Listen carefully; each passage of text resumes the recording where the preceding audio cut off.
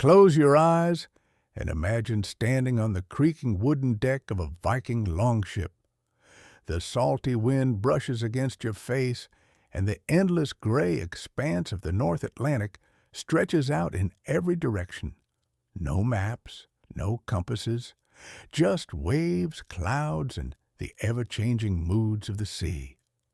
This was the reality for Viking sailors who ventured far from the fjords of Norway and Denmark, chasing trade, exploration, and sometimes conquest. Survival in such conditions demanded more than courage. It required an intimate knowledge of nature, an ability to read the sea, the sky, and the subtle signs hidden in the behavior of animals. Among these skills, one stands out as both surprisingly simple and remarkably effective: watching the birds. The Vikings were not the first seafarers to observe birds for navigation, but they turned it into an art. For them, seabirds were not just background noise or pleasant scenery. They were living, flapping indicators of land, weather, and even ocean currents. A lone gull circling low might suggest that a storm was brewing.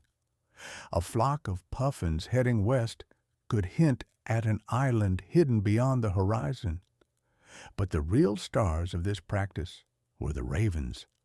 Ravens held a special place in Viking culture, not only as symbols connected to Odin, the All-Father of Norse mythology, but as practical, dependable navigational tools. The sagas, particularly the saga of St. Olaf and the tales of Floki Vilgedarson, tell of how ravens were carried aboard ships.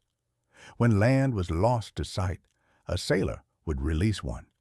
If the bird circled the ship and came back, land was nowhere near. If it flew off in a straight line and didn't return, land lay in that direction. Simple, practical, strangely elegant. Beyond finding land, birds also became weather predictors. Generations of observation taught sailors that the flight patterns, sounds, and even the wing angles of seabirds shifted with approaching weather systems. High-flying birds meant clear skies. Birds flying low, close to the water's surface, warned of incoming rain or wind. Of course, this knowledge didn't appear overnight. It was the result of centuries of quiet observation passed down through families, coastal communities, and ship crews. A kind of oral science, never written, but memorized, shared, and refined through trial and error. And yet, it leads to a curious question. How did Viking sailors decide which birds were reliable?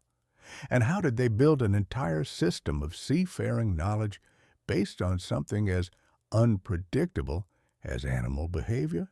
As your mind drifts further into the world of Viking seafarers, imagine standing alongside a crew preparing to depart from a misty Scandinavian shore. The sailcloth snaps in the wind, and among the supplies being loaded, barrels of dried fish, bundles of rope, and sacks of grain. There is also a wooden cage. Inside, a pair of dark-eyed ravens shift restlessly, their heads twitching from side to side, already sensing the open sky. These birds weren't chosen randomly. Not every bird was considered worthy of joining a voyage. Ravens, gulls, and Arctic terns were the favorites, each for different reasons. Ravens were strong flyers, with an ability to travel far and an instinct to seek solid land when tired. Gulls, while more coastal, could signal the proximity of islands or shorelines. Arctic terns, known for their long migrations, were less common but highly valued by certain sailors familiar with their patterns. The training wasn't about domestication. These birds were wild, but their behavior was observed so thoroughly that Vikings knew how to interpret their movements. For instance, ravens released too close to home would simply fly back to the nearest familiar coastline. But when released far out at sea, Their choices revealed vital clues. A tight circle overhead meant confusion, no land in sight. A sudden, determined flight in one direction meant hope. Bird behavior also worked as a weather forecast system. Generations of seafarers noticed details that most of us would overlook. Gulls huddling together on the water's surface suggested an incoming storm. Puffins returning quickly to their cliffside burrows warned of strong offshore winds. A sudden silence, no bird calls at all, sometimes meant a pressure drop, hinting that heavy weather was close. It wasn't foolproof, but it was often accurate enough to make the difference between a successful journey and disaster. Sailors paired bird watching with other clues: the feel of humidity in the air, the shifting color of waves, and the movement of distant cloud banks. The natural world became an enormous complex map, and every detail counted. And yet, there's an element of trust here that feels fragile. After all, birds are living creatures with minds of their own. They're not instruments, and their instincts could be misread. So, how did the Vikings balance this living knowledge with the harsh, unforgiving reality of the sea? Did they ever doubt the signals nature gave them? Or did they develop fallback methods when the skies were empty and the birds stayed quiet? Picture yourself aboard a Viking longship as the sun dips below the horizon, casting everything in a muted, smoky orange. The sea looks calm, but the air feels uncertain. You glance at the raven cage. The bird flutters but refuses to leave, turning its head as if unsure. The other sailors exchange glances, not with panic, but with the quiet, practical concern of people who understand that nature doesn't always cooperate. Birds were helpful, yes, but even the Vikings knew that relying solely on their feathered companions wasn't always enough. There were days when the bird's behavior was confusing or inconclusive. A raven might fly halfway, circle, then return. Was it because there was no land, or because it spotted a threat, like another ship or predator? Weather could ground seabirds entirely, forcing them to huddle on waves or along cliff faces, offering no guidance at all. This is where a deeper set of skills came into play. Viking sailors were, at their core, keen observers of patterns. The ocean itself became a living chart. For instance, the direction and color of swell lines, the long rolling waves generated by distant storms, told them about weather systems hundreds of miles away. A smooth, glassy swell moving from the southwest suggested one kind of system. A choppier, foam-capped wave from the northeast meant another. Cloud formations were also vital. Sailors learned to read the height, speed, and type of clouds. Wispy, cirrus clouds high in the sky were often a sign of stable weather, while low, heavy stratus clouds creeping along the horizon could mean days of rain or a sudden squall. Even the smell of the air, whether it was salt-heavy, earthy, or strangely metallic, was a subtle but reliable cue for what was to come. Some turned to more tactile methods, dropping a piece of wool into the sea and observing how quickly it became saturated was a common trick for judging humidity. A rising dampness often signaled rain. Others watched for distant changes in the color of the water. A faint greenish tint on the horizon sometimes meant a shallow reef, or the glow of sunlight bouncing off an unseen shore. And then there were the sounds, the way wind howled through the rigging, or how distant waves echoed back from invisible cliffs, could whisper secrets to a seasoned ear. A kind of sensory symphony where every creak, splash, and gust became a note in a larger message. But what's curious is how all of this, Bird watching, wave reading, cloud gazing was passed down. There were no written manuals, no charts or handbooks, just memory, storytelling, and countless hours spent quietly watching the world. It raises an intriguing question. How did this fragile web of oral knowledge survive from generation to generation without ever being written down? As you picture the longship gently rocking on the open sea, it becomes clear that the Vikings' greatest navigation tool wasn't made of wood, metal, or cloth. It was memory, a living archive carried not in books or scrolls, but in the minds of sailors, passed quietly from one generation to the next. This oral tradition was the backbone of Viking seafaring knowledge. Fathers taught sons. Older crewmates guided the younger. Lessons were shared by the warmth of a fire, whispered on cold docks before a voyage, or muttered over the steady rhythm of rowing. When the raven circles twice but flies west, follow. If gulls rest on the waves before dawn, delay your launch. These were not mere sayings, they were instructions for survival. Much of this knowledge was wrapped in myth and symbolism. Birds weren't just tools, they were messengers of the gods. Odin's two ravens, Hugin, thought, and Munin, memory, flew across the world each day to bring him news. To release a raven at sea wasn't just practical.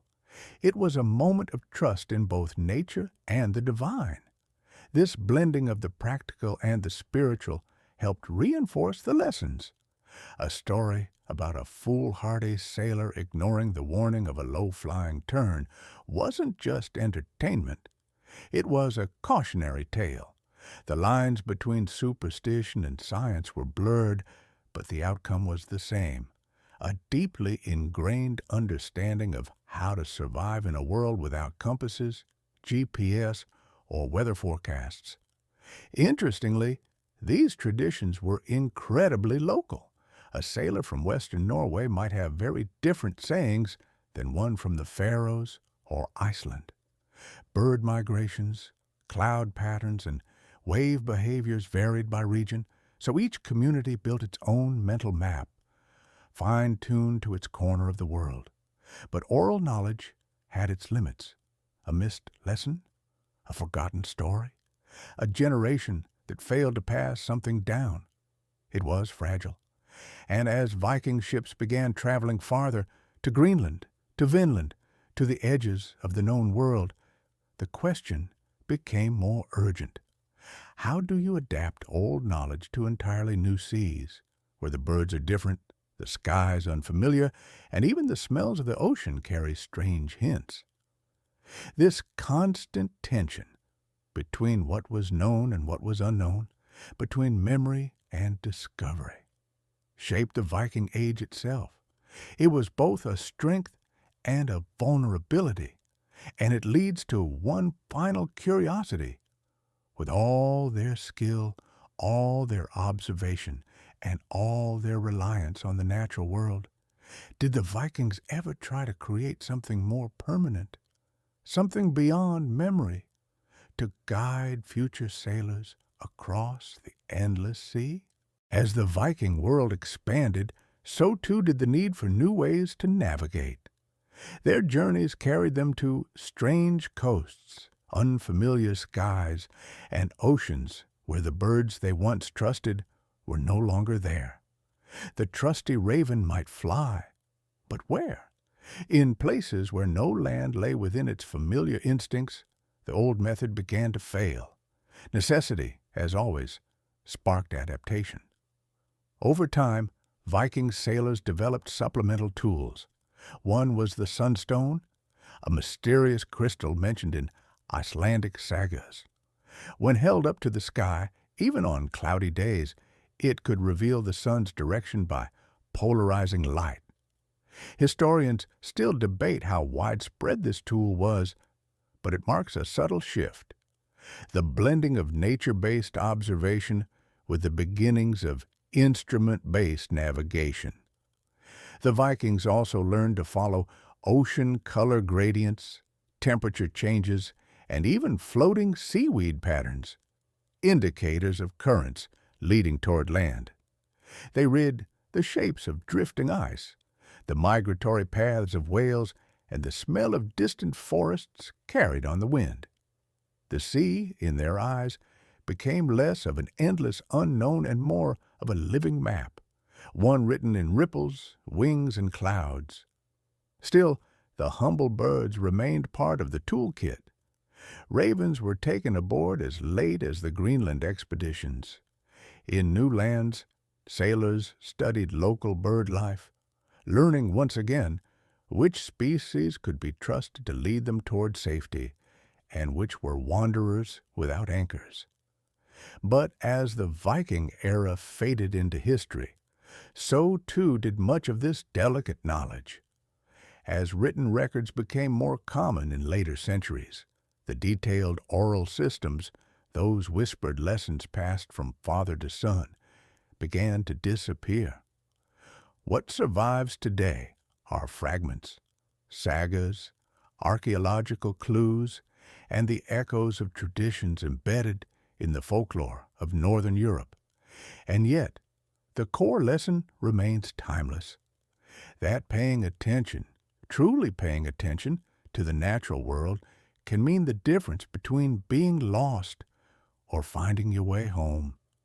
Even today, in an age of satellites and smartphones, the sea remains a place where the old skills, quiet and humble, still have their place. So the next time you see a bird tracing lazy circles above the waves, remember, you're looking at one of humanity's oldest navigators. If you enjoyed this, just wait for the next story. It's worth the wait. Subscribe for more sleepy tales of strange history.